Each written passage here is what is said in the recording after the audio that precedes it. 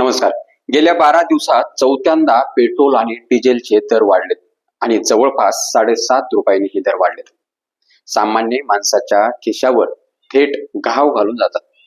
आता काही लोक म्हणतील, अरे हे फक्त 7.5 रुपयेच वाढलेत, एवढं ह्यामध्ये मोठं काय?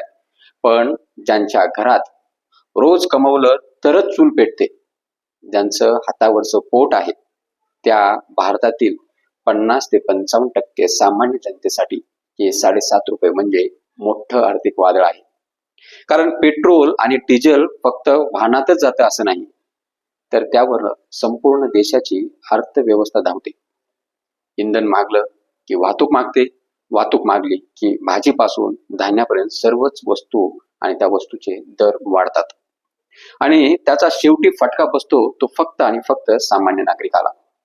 आज परिस्थिती अशी निर्माण झालेली आहे की काही ठिकाणी पैसे असूनही पेट्रोल आणि डिझेल मिळत नाही. पेट्रोल पंपावरती आपण पाहतोय, व्हिडिओ व्हायरल होत आहेत, लांबच्या लांब रांगा, त्यासोबतच वाद, भांडणं आणि घबराटपणा की आपल्याला पेट्रोल डिझेल भेटेलच का नाही. दुसऱ्या बाजूला सरकार सांगते ठामपणे, देशात इंधनाची टंचाई किंवा कमतरता नाही, तुम्ही अफवा पसरू नका. मग सामान्य माणूस प्रश्न विचारतो, जर कमतरता नाही तर ह्या रांगा का आहेत? दर वाढ का आहे? आणि घबराट आणि घाबरण्याचं वातावरण का निर्माण केले जातं? आज महाराष्ट्रच नाही तर संपूर्ण भारत अस्वस्थ आहे. लोकांच्या मनात भीती निर्माण झालेली आहे. लोकांना तर आता असं वाटायला लागले की कुठलं मोठं आर्थिक संकट तर आ वासून पुढे उभा नाही ना.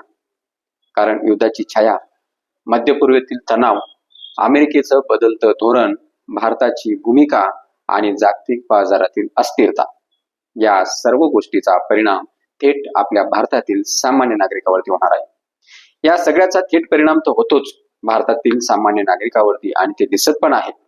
देशात आता अशी परिस्थिती निर्माण झालेली आहे की सामान्य माणूस आता फक्त महागाईशी नाही, तर भविष्यातील असुरक्षतेशीही लढतोय आणि त्याची त्याला जाणीव होताना दिसते. त्याला लॉकडाऊन आठवतोय, त्याला ते 2021 आठवते. सरकार आता फक्त आश्वासन देते आणि ते आश्वासन देऊन चालणार नाही, तर स्पष्ट भूमिका घ्यावी लागणार आहे. सामान्य जनतेला दिलासा देण्यासाठी ठोस उपाययोजना सरकारला कराव्या लागणार आहेत, ते जनतेला सांगाव्या लागणार आहेत. नाहीतर हे आर्थिक संकटाचं वादळ प्रत्येक घरापर्यंत पोहोचल्याशिवाय राहणार नाही. आणि प्रश्न फक्त पेट्रोलचा नाही, प्रश्न फक्त डिझेलचा नाही, प्रश्न फक्त घरगुती गॅसचा नाही. सामान्य माणूस अजूनही किती सहन करणार, हा सर्वात मोठा प्रश्न आहे.